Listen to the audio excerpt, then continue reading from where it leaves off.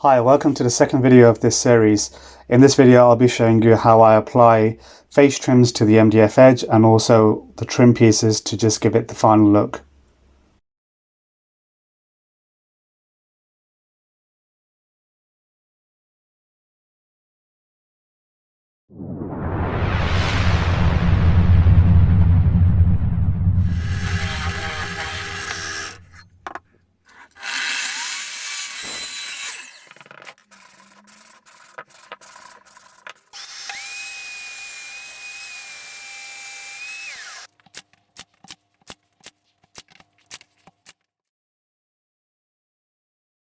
So to start off with, I'll be using some pine to cover up the edges of the MDF. The reason I'm doing this is so that I can avoid seeing the MDF edge grain because it doesn't look very nice when it's painted. And secondly, it just creates a bit more of a heavier and chunkier feel to the actual storage unit.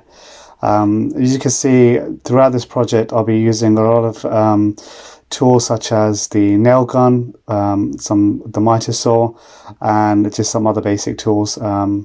However, you don't really need any machinery. You can do this all by hand, just simply using a handsaw and a good square.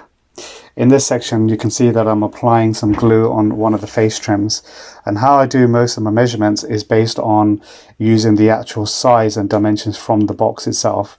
I avoid using a tape measure when I can, only because I want to use an accurate measurement for each individual piece, just in case the box is slightly out of square.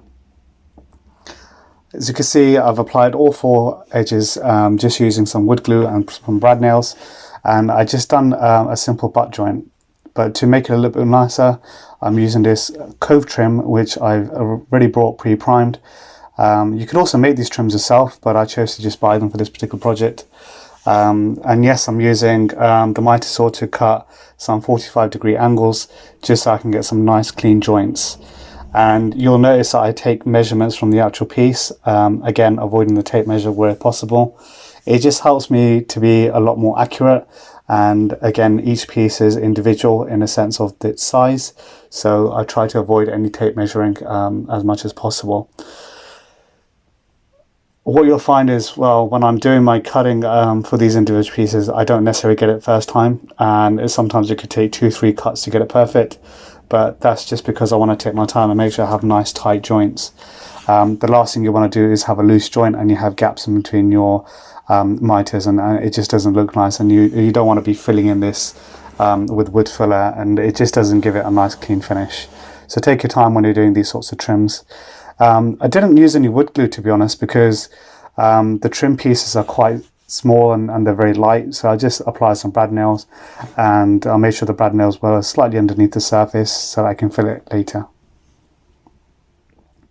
Here you can see the miter joints coming out really nice and tight, and I was really pleased with it.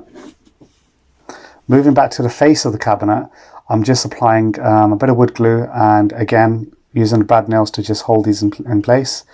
I didn't do any miter joints. You can if you want to, but for this particular project, because I'm going to be painting it, I don't really bother because it's not going to be seen, and it's not really adding any strength. It's just more of an aesthetic reason I'm doing this, and also to just give it that more chunkier feel.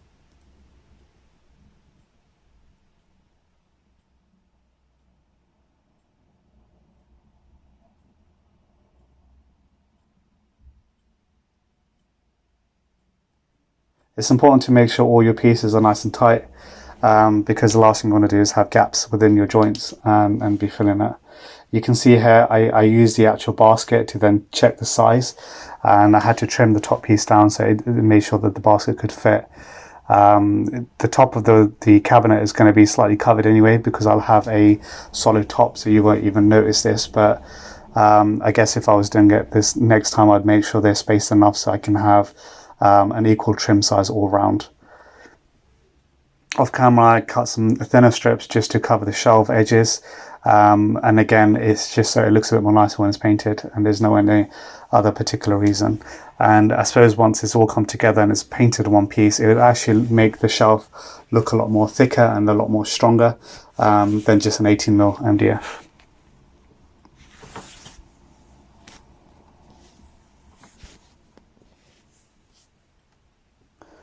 So this is what it looks like once I've trimmed all the sides. I was really pleased with it, and you can see that there's loads of brad nails and holes that still need to be filled, and I just be using some wood filler to do that and sand it down nicely. And yeah, in the next video I'll be showing you how I prep my cabinets in terms of getting them ready for paint, and what I do.